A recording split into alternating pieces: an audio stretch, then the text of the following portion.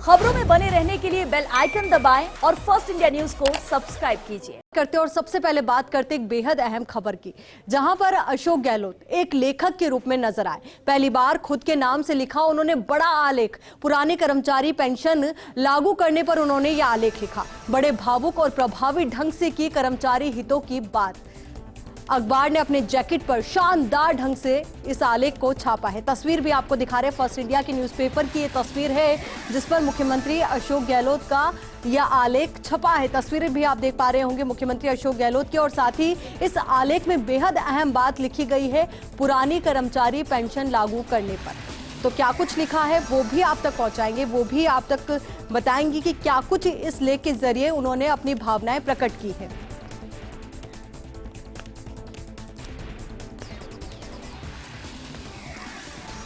इस लेख के जरिए मुख्यमंत्री अशोक गहलोत ने कहा कि कांग्रेस पार्टी तथा राजस्थान की कांग्रेस सरकार अपने नागरिकों को सामाजिक आर्थिक सुरक्षा प्रदान करने के अपने कर्तव्य को भली भांति जानते हैं। एक सरकारी कर्मचारी 30 से 35 वर्षों तक सेवा करता है और सेवानिवृत्ति के पश्चात पेंशन के आधार पर अपना जीवन व्यतीत करता है।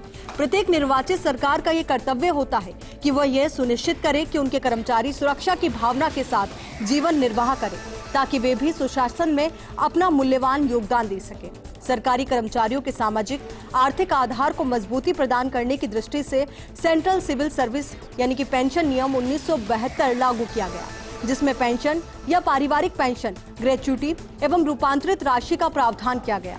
दुर्भाग्य से इस पुरानी पेंशन प्रणाली को दिसंबर 2003 में श्री अटल बिहारी वाजपेयी की सरकार ने समाप्त कर दिया और उसके स्थान पर 1 अप्रैल 2004 से नई पेंशन प्रणाली यानी एनपीएस लागू की गई। नई पेंशन प्रणाली अपने वर्तमान स्वरूप में समस्याग्रस्त है तथा पूरे देश के कर्मचारी पुरानी पेंशन प्रणाली की पुनः बहाली की मांग कर रहे हैं, क्योंकि नई पेंशन प्रणाली कर्मचारियों की वर्तमान और सेवानिवृत्ति पश्चात की आवश्यकताओं को पूरा नहीं कर पा रही है। राष्ट्रीय मानवाधिकार आयोग सीएजी रिपोर्ट संख्या 13 वर्ष 2020 तथा द्वितीय राष्ट्रीय न्यायिक वेतन आयोग ने भी नई पेंशन प्रणाली की प्रभावशीलता तथा इसके तहत कर्मचारियों को सामाजिक आर्थिक सुरक्षा की गारंटी को लेकर सवाल उठाए हैं। नई पेंशन योजना के तहत कर्मचारी की गाढ़ी कमाई से एकत्रित किया गया सेवानिवृत्ति का कोष शेयर बाजार के उतार चढ़ाव के अधीन हो जाता है। शेयर बाजार में छोटी सी घटना को लेकर उथल पुथल मच जाती है। वर्तमान में यूक्रेन जैसे बड़े अंतर्राष्ट्रीय संकट के समय शेयर बाजार जब औंधे मुंह गिरता है तो कर्मचारियों की धड़कनें बढ़ जाती है और उनकी सामाजिक सुरक्षा पर जोखिम के बादल मंडराने लगते हैं। जब किसी कर्मचारी की सामाजिक आर्थिक सुरक्षा खतरे में पड़ जाती है तो वह पूर्ण क्षमता के साथ काम नहीं कर सकता तथा सुशासन में मनोयोग से योगदान नहीं दे सकता। चूंकि पेंशन फंड की राशि का शेयर मार्केट में निवेश किया जाता है, जहां हमेशा जोखिम रहता है, और एनपीएस के लागू होने के 17 साल बाद भी सुरक्षा की जब कोई गारंटी ना हो, तो ऐसे में कर्मचारियों के मन में वृद्धावस्था के समय असुरक्षा का डर होना स्वाभाविक है। आगे उन्होंने कहा कि राजस्थान सरकार के कर्मचारियों के हितों की रक्षा तथा सेवानिवृत्ति के बाद उन्हें सुरक्षा प्रदान करने के लिए राजस्थान की कांग्रेस सरकार ने 1 जनवरी 2004 के पश्चात राजकीय सेवा में आए सभी कर्मचारियों के लिए पुरानी पेंशन प्रणाली को पुनः बहाल करने का निर्णय लिया। मैंने राज्य विधानसभा में 23 फरवरी 2022 को अपने बजट भाषण में पुरानी पेंशन प्रणाली को अगले वित्तीय वर्ष से लागू करने की घोषणा की है। इस निर्णय का न केवल राजस्थान सरकार के बल्कि सभी राज्यों के कर्मचारियों ने स्वागत किया है। सरकारी एवं निजी क्षेत्र के बीच पूर्व में मुख्य अंतर पेंशन ही था। सरकारी नौकरियों में एक तय सीमा से अधिक वेतनमान नहीं हो सकता, परंतु पेंशन से भविष्य की सुरक्षा के कारण प्रतिभाशाली युवा सरकारी नौकरी को प्राथमिकता देते थे।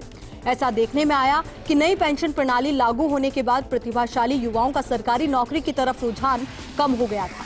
पुरानी पेंशन प्रणाली को पुनः लागू करने के निर्णय से भविष्य में अधिक संख्या में प्रतिभाशाली युवा राजकीय सेवा की तरफ आकर्षित होंगे। पुरानी पेंशन प्रणाली के बारे में यह कहा जाता है कि इससे सरकारों पर वित्तीय भार बढ़ेगा तथा विकास और जन कल्याण के कार्य प्रभावित होंगे।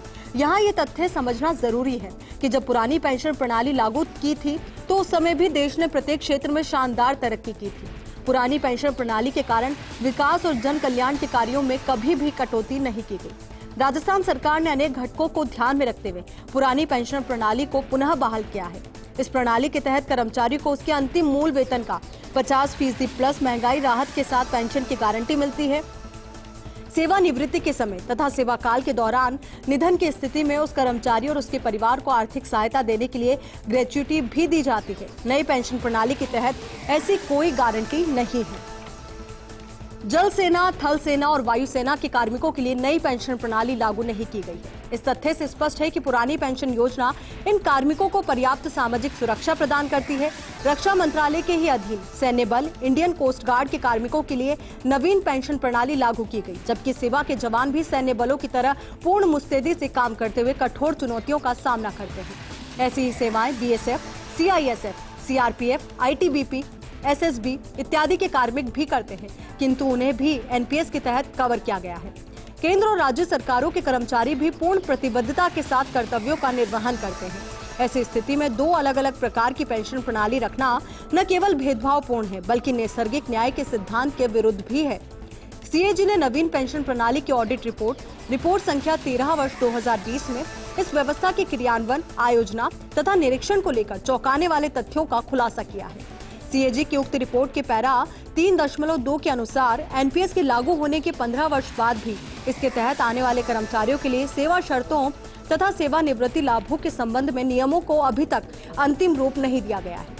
इस योजना के संबंध में टिप्पणी करते हुए सीएजी ने उक्त रिपोर्ट के पैरा 3.9 में लिखा है कि इस बात का कोई संकेत नहीं है कि इस योजना का प्रत्येक 2 वर्षों में कोई वैमानिक मूल्यांकन यानी कि एक्चुअरियल इवैल्यूएशन किया गया है तथा न ही फंड की व्यवहारिकता के आकलन हेतु कोई पद्धति अथवा तंत्र अपनाया गया है।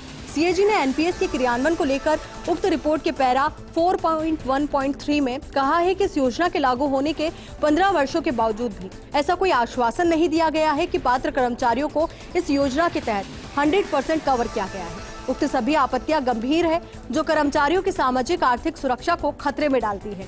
केरल, आंध्र प्रदेश, असम, हिमाचल तथा पंजाब जैसे राज्यों ने कर्मचारियों के विरोध को देखते हुए एनपीएस की समीक्षा हेतु राज्य स्तरीय समितियां गठित की है। पश्चिम बंगाल सरकार ने एनपीएस को अभी तक लागू नहीं किया है।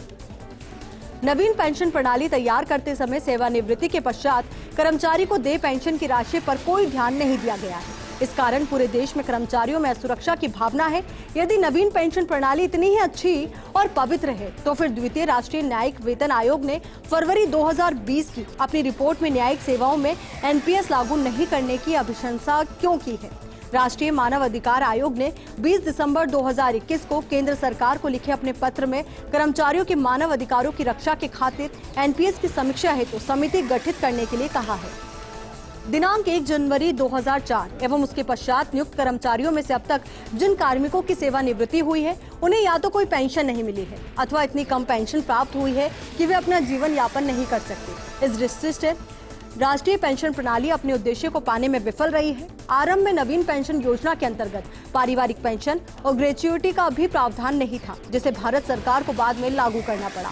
राजस्थान सरकार ने एनपीएस के बावजूद अपनी विकास योजनाओं के साथ कभी भी कोई समझौता नहीं किया। पुरानी पेंशन योजना लागू होने के बाद भी राजस्थान में विकास कार्य निरंतर जारी रहेंगे। एनपीएस के कारण कर्मचारियों में व्याप्त चिंताओं से राजस्थान सरकार पूरी तरह वाकिफ है। पुरानी पेंशन प्रणाली के तहत कर्मचारियों को सामाजिक और आर्थिक सुरक्षा प्रदान की जाती है, इसलिए राजस्थान सरकार ने कर्मचारियों के हितों को ध्यान में रखकर पुरानी पेंशन प्रणाली को बहाल करने का निर्णय लिया। 2 प्रकार की पेंशन योजनाएं रखकर कर्मचारियों में भेदभाव करना किसी भी दृष्टि से उचित नहीं है।